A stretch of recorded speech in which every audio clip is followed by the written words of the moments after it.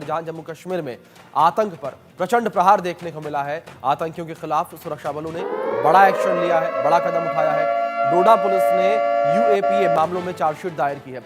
बड़ी खबर जो इस बीच सामने आ रही है, आतंकियों के खिलाफ सुरक्षा बलों ने बड़ा एक्शन लिया है, बड़ा एक्शन लिया गया है सुरक्षा बलों के द्वारा। जहां डोडा पुलिस ने यूएपीए मामलों में कार्रवाई की है। 7 आरोपियों के खिलाफ चार्जशीट दायर की गई है। पूरे मामले को लेकर एनआईए कोर्ट में चार्जशीट दायर की गई है। यह बड़ी खबर निकल कर सामने आई है। आरोपियों पर आतंकियों की मदद करने का आरोप है। संदिग्धों की गतिविधियों पर पुलिस की नजर है। तो लगातार जो संदिग्ध हैं उनकी गतिविधियों पर पुलिस की नजर बनी हुई है और जिस तरीके की स्थिति बनी हुई है इस वक्त जम्मू कश्मीर में, उसको लेकर पुलिस और सुरक्षा बल जो है नजर बनाए हुए हैं। किसी भी प्रकार की जो गतिविधि है उसको मॉनिटर किया जा रहा है, यानी कि जो संदिग्ध गतिविधियां हैं उन्हें लगातार मॉनिटर किया जा रहा है। एनआईए कोर्ट में चार्जशीट दायर की गई है। आरोपियों पर आतंकियों की मदद करने का आरोप लगा है। तो संदिग्धों की गतिविधियों पर पुलिस की नजर लगातार बनी हुई है। जम्मू कश्मीर में आतंक पर प्रचंड प्रहार किया गया है। आतंकियों के खिलाफ सुरक्षा बलों का बड़ा एक्शन देखने को मिला है। डोडा पुलिस ने यूएपीए के मामलों में चार्जशीट दायर की है। 7 आरोपियों के खिलाफ चार्जशीट दायर की गई है। ये बड़ी खबर आप तक पहुंचा रहे हैं जो इस बीच सामने आ रही है।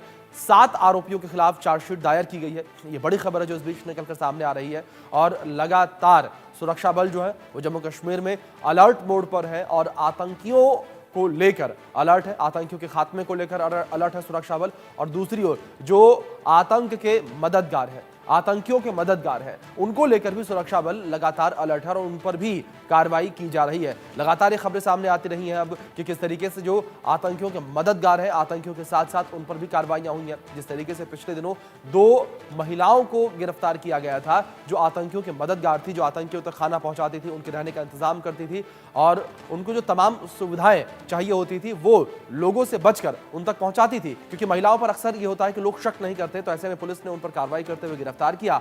अब इस बीच एक बार फिर से कार्रवाई करते हुए यहां पर आतंकियों की मदद करने वालों पर कार्रवाई की गई है। संदिग्धों की गतिविधियों पर भी नजर रखी जा रही है। तो जम्मू कश्मीर में आतंक पर प्रचंड प्रहार किया गया है। आतंकियों के खिलाफ सुरक्षा बलों का बड़ा एक्शन देखने को मिला है। डोडा पुलिस ने यूएपीए मामलों में चार्जशीट दायर की है। 7 आरोपियों के खिलाफ चार्जशीट जारी की गई है। हमारे सहयोगी अजय जांडियाल जुड़ गए हैं, सीधे उनका रुख करेंगे। अजय, सबसे पहले जानकारी आपसे मैं यही चाहूंगा कि किस तरीके से यूएपीए के तहत यह मामला दर्ज किया गया है, क्या ये पूरा मामला था, किस तरीके से सुरक्षा बलों के द्वारा कार्रवाई पूरी की गई है ये?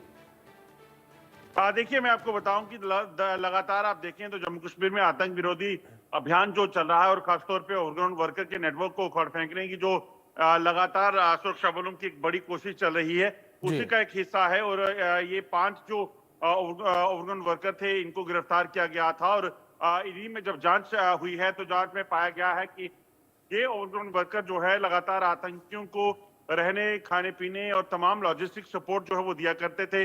जब भी आतंकी सरहद पार से घुसपैठ करके आते थे या फिर जो भी आतंकी ग्रुप ज्वाइन करते थे युवा, उनको जो है ये तमाम सपोर्ट दिया करते थे। कम्युनिकेशन से लेकर सरहद पार बैठे उनके आकाओं से बातचीत करने का जो काम था इन लोगों द्वारा किया जाता था। हथियारों की सप्लाई हो, पैसा हो, तमाम चीजें, और कुछ पैसे के लालच पे ये इस तरह की गतिविधियों में शामिल थे।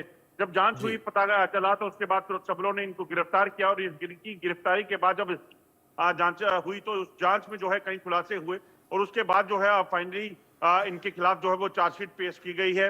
कहीं ना कहीं देश विरोधी गतिविधियों और आतंक के समर्थन के लिए ये लोग जो काम कर रहे थे, अब इनके खिलाफ जो है बड़ी कार्रवाई जो है कोर्ट के जरिए होगी और यकीनन निश्चित किया जा रहा है कि आतंकी संगठनों से जुड़े तमाम लोगों पर बड़ी कार्रवाइयां हुई और देश विरोधी गतिविधियों में शामिल ऐसे लोगों को जो है कहीं ना कहीं सलाखों के पीछे तो भेजा गया है, मगर उनको अंतिम अंजाम यानी कि कोर्ट के जरिए सजा दिलाई जा सके। क्योंकि यही जो नेटवर्क है यही सबसे ज्यादा खतरनाक है। यही नेटवर्क जो है वो जम्मू कश्मीर में आतंक के खिलाफ जो कार्रवाई होती है सुरक्षा बलों की, उसको हैम्पर करता है। क्योंकि जब आतंकी मारा जाता है तो ये लोग जो है इंटैक्ट रहते थे और उसके बाद जब नया कोई टेररिस्ट उस इलाके में पहुंचता था तो पाकिस्तान के इशारे पर कुछ पैसे के लालच में ये लोग उसे मदद देते थे। तो ऐसे में ये एक बड़ा नेटवर्क जो है उसको उखाड़ फेंकने की बड़ी कवायद जो है उसमें एक और नींव का पत्थर जो है वो सुरक्षा बलों ने रखा है।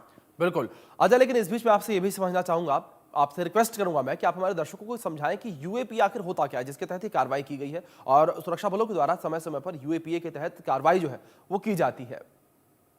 देखिए, यूएपीए की धाराएं जो हैं वो दरअसल किसी भी तरह से आतंक टेररिस्ट लिंक या फिर देश विरोधी गतिविधियां जो रहती हैं आम लोगों के नुकसान के लिए जो काम कर रहा हो, जो सोसाइटी के लिए नुकसान हो, उन जी। तरह के जो भी कार्रवाई जो गतिविधियों में लोग शामिल होते हैं, उसके तहत यूएपीए के तहत जो है वो कार्रवाइयां होती हैं। उन धाराओं के तहत जो है उनको बुक किया जाता है और उसके बाद जो कोर्ट के जरिए सजा दिलाई जाती है।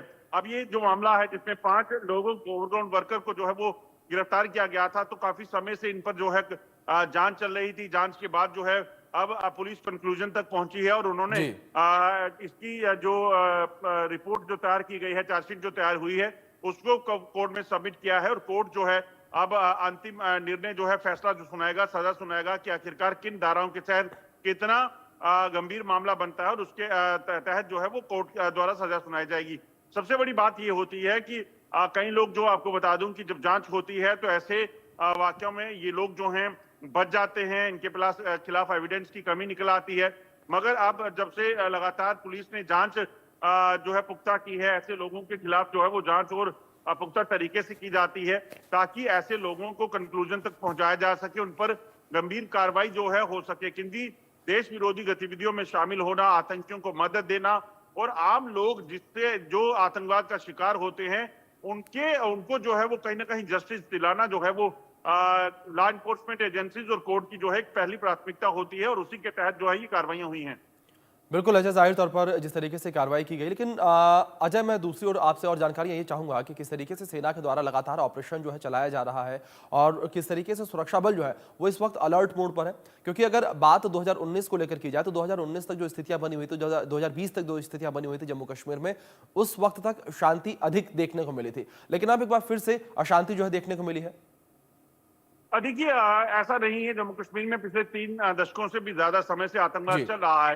हालांकि आपने ठीक कहा कि 2014 के बाद जब सुरक्षा बलों ने यहाँ 2019 के दौर जब चला, 19, 20, 21 का ये दौर था जब सुरक्षा बलों ने बड़े एक्शंस किए और तमाम जो बड़े टॉप कमांडर थे आतंकियों के, जितने भी आतंकी जम्मू कश्मीर में सक्रिय थे या जो जी। सुरक्षा बलों पर हमले हो रहे थे, जो उनमें जो है काफी कमी आई है। मगर अब पिछले जो चुनाव हुए, चुनाव के वक्त में पाकिस्तान ने एक चाल चली कि किसी भी तरीके से जम्मू कश्मीर में आतंकी गतिविधियों को तेज किया जा सके और उसी के लिए देखा गया कि पाकिस्तान की जी। तरफ से तमाम वो प्रयास हुए। सरहद जी। पार से आतंकियों को घुसपैठ करवाई गई, चाहे अंतर्राष्ट्रीय सीमा हो, लाइन ऑफ कंट्रोल हो या कश्मीर बिल्कुल। का इलाका। कुछ वाकया जो है वो पेश आए जिसमें सेना को टारगेट करने के वाकया बिल्कुल। थे, सिविलियंस को टारगेट करने का वाकया हुआ। कश्मीर में गांदरबल में जो कंस्ट्रक्शन वर्कर्स थे, नॉन लोकल्स थे, उनको टारगेट किया गया। तो ये सारे वाकया हुए जिसके बाद कहीं ना कहीं सुरक्षा बलों ने एक बार फिर से अपनी मुहिम को तेज किया और उसी का बिल्कुल। नतीजा है। बिल्कुल अजय, जाहिर कि तौर अगर पर आप जिस तरीके से आपने जिक्र किया, बिल्कुल ठीक है, आपने कहा कि सुरक्षा बलों के द्वारा एक बार फिर से अपनी मुहिम को तेज कर दिया गया है। लेकिन इस बीच अजय आप बने